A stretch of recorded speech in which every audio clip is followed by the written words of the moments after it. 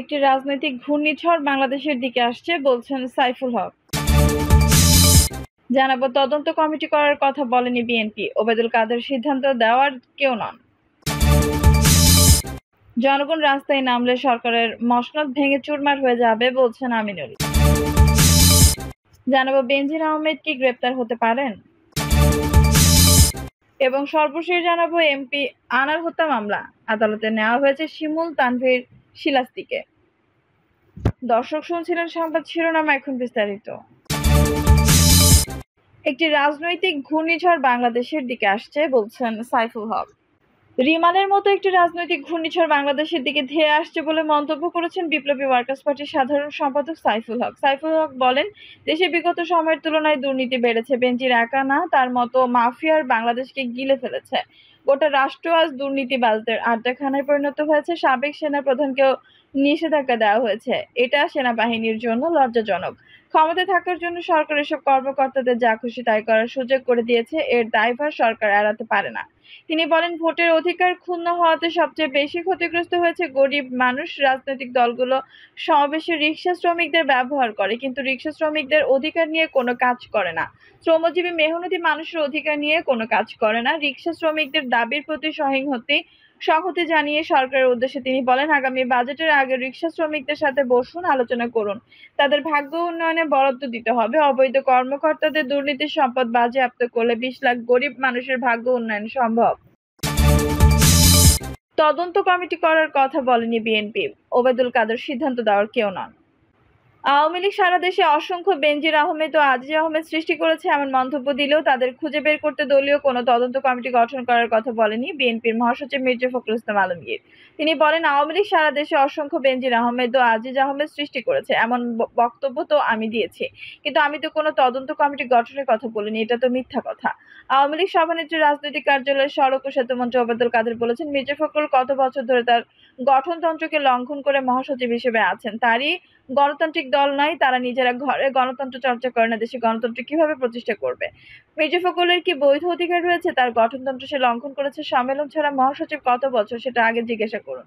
এ বিষয়ে মির্জা ফখরুল বলেন, আমাদের দলের সম্মেলন কখন হবে এটা আমাদের দল সিদ্ধান্ত নেবে। উনি তো ওবায়দুল কাদের সিদ্ধান্ত দেওয়ার কেউ নন। এটা তো উচিত নয়। 2011 সালের 16 মার্চ বিএনপির তৎকালীন মহাসচিব খন্দকার দেলোয়ার হোসেনের মৃত্যুবরণ করার পর 20 মার্চ মির্জা ফখরুলকে দলের ভারপ্রাপ্ত মহাসচিব ঘোষণা করেন খালেদা জিয়া। দায়িত্ব নেওয়ার পর দলের জ্যেষ্ঠ কয়েকজন নেতা এই মনোনয়ন নিয়ে প্রশ্ন তোলেন। কেউ কেউ বলেন, বিএনপির সংবিধানে ভারপ্রাপ্ত মহাসচিবের কোনো উল্লেখ নেই। 2011 সালের 21 মার্চ সৌদি রাজ পরিবারের আমন্ত্রণে সৌদি আরব সফর শেষে ওই বছর এপ্রিলের প্রথম সপ্তাহে অনুষ্ঠিত স্থায়ী কমিটির সভা শেষে মির্জা ফখরুলকে আনুষ্ঠানিকভাবে বিএনপির ভারপ্রাপ্ত মহাসচিব ঘোষণা করেন খালেদা জিয়া। এরপর এই সংক্রান্ত বিভ্রান্তির অবসান ঘটে। 2016 সালের 19 মার্চ দলটির ষষ্ঠ জাতীয় সম্মেলনে মির্জা ফখরুল মহাসচিব হিসেবে নির্বাচিত হন। প্রতি 3 বছর পর পর কাউন্সিল করার গঠনতান্ত্রিক নিয়ম রয়েছে বিএনপির। যদিও 2016 সালের পর একাদশ জাতীয় সংসদ নির্বাচন, 2024 সালে দ্বাদশ জাতীয় সংসদ নির্বাচনকে কেন্দ্র করে সরকার বিরোধী আন্দোলনের কারণে আওয়ামী লীগের পতনই মুখ্য হয়ে ওঠে দলটির কাছে।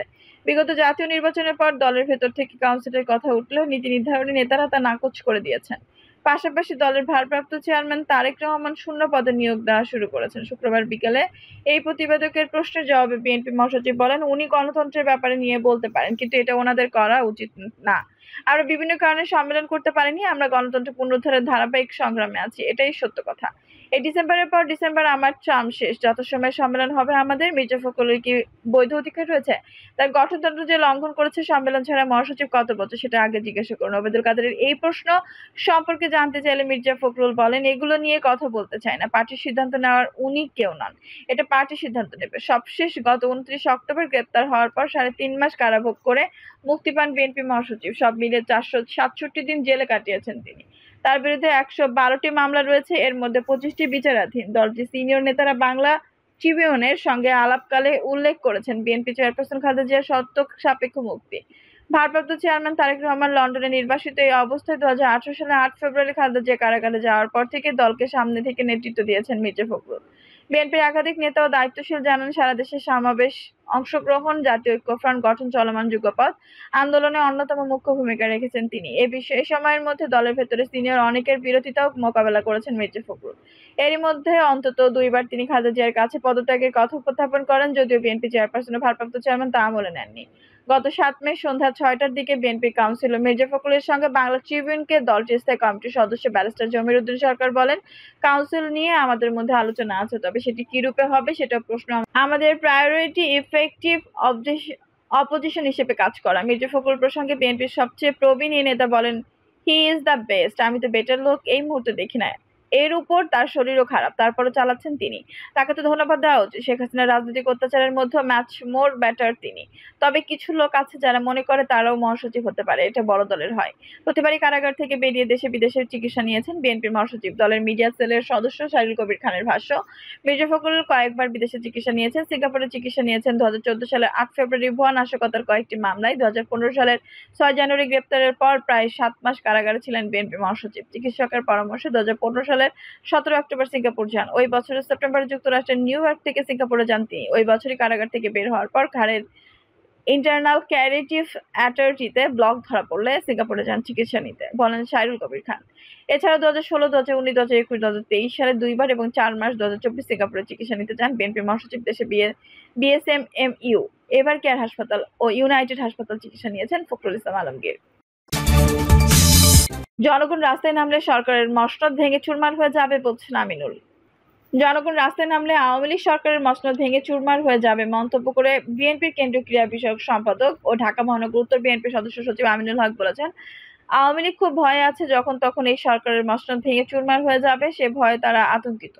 আমিনুল হক বলেন, সে কারণেই তারা আজ বিএনপি নেতাকর্মীদের বিরুদ্ধে মামলা, হামলা, জুলুম, নিপীড়ন, নির্যাতন চালিয়ে একটা ভয় ঢুকানোর চেষ্টা, কিন্তু তারা করতে পারেনি। গত 15টা বছর শত নির্যাতন, নিপীড়নের মধ্যে বিএনপির একটি নেতাকর্মীকেও দল ছাড়তে পারেনি। তিনি বলেন, বিএনপি ক্ষমতায় যাওয়ার জন্য আন্দোলন করছে না, জনগণের দাবি আদায়ের জন্য আন্দোলন করছে। গণতন্ত্রের পুনরুদ্ধার, জনগণের স্বাধীন মত ভোট ও ভাতের অধিকার নিশ্চিত করতেই বিএনপির এই আন্দোলন। আওয়ামী লীগের নির্বাচন দেশে জনগণ ঘৃণা ভরে প্রত্যাখ্যান করেছে উল্লেখ করে আমিনুল হক বলেন, 7 জানুয়ারি আওয়ামী লীগ সরকার সাজানো ডামি নির্বাচন আমরা দেখেছি, চলমান উপজেলা ও পরিষদ নির্বাচনে দেখেছি। 2টি নির্বাচনে জনগণের প্রতি আমাদের আহ্বান ছিল একতরফা সাজানো নির্বাচনে যাতে জনগণ ভোট দিতে না যায়, জনগণ সেটাই করেছে। বেনজির আহমেদ কি গ্রেপ্তার হতে পারেন? সাবেক পুলিশ প্রধান বেনজির আহমেদকে নিয়ে দেশ জুড়ে তোলপাড় চলছে। দুর্নীতি দমন কমিশন তার যে রত্ন ভাণ্ডারের সন্ধান করেছে তা নিয়ে গোটা জাতি হতবাক। বিস্মিত একজন দায়িত্বশীল পদে থাকা ব্যক্তি এরকম বেপরোয়া দুর্নীতি করতে পারেন কিভাবে, তা নিয়ে বিভিন্ন মহলে প্রশ্ন উঠছে। এখন সারা দেশের টক অফ দ্য টাউন হলো বেনজির আহমেদ আলাদিনের চেরাগ, তার লাগামহীন দুর্নীতি এবং তার বিপুল সম্পদ। আর এই কারণেই এখন প্রশ্ন উঠেছে যে বেনজির আহমেদ কি গ্রেপ্তার করা হতে পারে। সরকারের পক্ষ থেকে সাফ জানিয়ে দেওয়া হয়েছে, দুর্নীতি দমন কমিশন বেনজির আহমেদের সম্পত্তি জব্দের যে উদ্যোগ গ্রহণ করেছে সরকার তাকে স্বাগত জানায়। বাংলাদেশে দুর্নীতি দমন কমিশন একটি স্বাধীন প্রতিষ্ঠান। দুর্নীতি দমন কমিশন আইনের দ্বারা পরিচালিত। এখানে সরকার কোনো রকম হস্তক্ষেপ করে না, সরকারের সুযোগও নেই। কিন্তু দুর্নীতি দমন কমিশন সাবেক পুলিশ প্রধানের বিরুদ্ধে যে সমস্ত বিধি ব্যবস্থাগুলো গ্রহণ করেছে তাতে সরকারের পূর্ণ সমর্থন রয়েছে। গতকাল অর্থমন্ত্রী এ ব্যাপারে সরকারের অবস্থান পরিষ্কার করেছে। এছাড়াও আওয়ামী লীগের সাধারণ সম্পাদক ও সেতুমন্ত্রী ওবায়দুল কাদের এ ব্যাপারে তাদের নিরপেক্ষ এবং শূন্য সহিংসতা অবস্থানের কথা উল্লেখ করেছেন। ইতিমধ্যে 2 দফায় বেনজির আহমেদ, তার স্ত্রী জিশান মির্জা এবং কন্যাদের বিপুল সম্পত্তি জব্দ করার আদেশ পেয়েছে দুর্নীতি দমন কমিশন। এই জব্দ প্রক্রিয়া শুরু হচ্ছে। এখন প্রশ্ন উঠেছে যে বেনজির আহমেদকে কি গ্রেপ্তার করা হতে পারে। দুর্নীতি দমন কমিশনের আইনে এই ব্যাপারে এক ধরনের বৈপরীত্য রয়েছে। সাধারণ দুর্নীতি দমন কমিশন একজন ব্যক্তির বিরুদ্ধে চার্জশিট দেওয়ার পর এবং চার্জশিট অনুমোদিত হওয়ার পর তার বিরুদ্ধে গ্রেপ্তারি পরোয়ানা জারি করে। কাজেই সেই বিবেচনায় আপাতত বেনজির আহমেদের গ্রেপ্তার হওয়ার সম্ভাবনা নেই, কারণ দুর্নীতি দমন কমিশন এখন মামলার তদন্ত করছে এবং তদন্তের স্বার্থে এই সম্পত্তিগুলো ক্রয় করেছে। এমপি আনার হত্যা মামলা, আদালতে নেওয়া হয়েছে শিমুল তানভীর শিলাস্তিকে। ঝিনাইদহ 4 আসনের সংসদ সদস্য এমপি আনারুল আজিম আনার হত্যায় জড়িত থাকার অভিযোগে গ্রেপ্তার 3 আসামিকে আদালতে নিয়ে আসা হয়েছে। গ্রেপ্তাররা হলেন শিমুল ভূঁইয়া ওরফে শিহাব ওরফে ফজল, মোহাম্মদ ভূঁইয়া ওরফে আমানুল্লাহ সাইদ, তানভীর ভূঁইয়া ও শিলাস্তি রহমান। প্রসঙ্গত, গত 12ই মে ভারতের পশ্চিমবঙ্গে যান এমপি আনারুল আজিম আনার। সেদিন সন্ধ্যা 7টার দিকে কলকাতায় তার পারিবারিক বন্ধু গোপাল বিশ্বাসের সঙ্গে দেখা করতে যান। পরের দিন 13ই মে চিকিৎসক দেখাতে হবে জানিয়ে দুপুর 1:41 গোপালের বাড়ি থেকে বের হন আনার। সন্ধ্যায় ফিরবেন বলেও জানান তিনি। পরে বিধান পার্কের কাছে কলকাতা পাবলিক স্কুলের সামনে থেকে ট্যাক্সিতে উঠেছিলেন তিনি। চলে যাওয়ার পর সন্ধ্যায় আজিম তার বন্ধু গোপালকে জানান তিনি দিল্লিকে যাচ্ছেন এবং সেখানে পৌঁছে তাকে ফোন করবেন। পরে তার সঙ্গে ভিআইপিরা আছেন জানিয়ে বন্ধু গোপালকে ফোন না দেওয়ার জন্য সতর্ক করেছিলেন। গত 15 মে হোয়াটসঅ্যাপে পাঠানো বার্তায় এমপি আনার বন্ধু গোপালের জানান তিনি দিল্লি পৌঁছেছেন এবং ভিআইপিদের সঙ্গে আছেন, তাকে ফোন করার দরকার নেই। এই বার্তা পাঠান বাংলাদেশ তার ব্যক্তিগত সহকারী রৌফকেও কাছেও। এই বার্তা পাঠান বাংলাদেশে তার ব্যক্তিগত সহকারী রৌফের কাছেও। দর্শক, এই ছিল এখনকার সর্বশেষ সংবাদ। নিউজটি ভালো লাগলে অবশ্যই একটা লাইক দিন, কমেন্টে আপনার মূল্যবান মতামত জানান। সবসময় আমাদের পাশে থাকতে সাবস্ক্রাইব করে বেল বাটনটি অন করে রাখুন। ধন্যবাদ।